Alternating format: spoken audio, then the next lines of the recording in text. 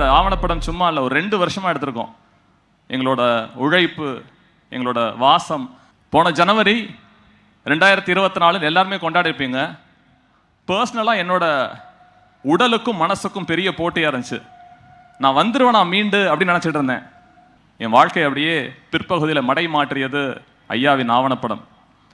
நம்ம நல்லவனா, ரொம்ப நல்ல செயல்களா, அத்தனை மனிதர்களும் உண்டான சில பிழைகள் எங்கிட்ட இருக்கலாம். எங்கிட்ட மட்டும் இல்லை, நம்ம எல்லாருக்கிட்டையுமே இருக்கலாம். குறைகள் இருக்கலாம், பிழைகள் இருக்கலாம், தவறுகள் செஞ்சுருக்கலாம்.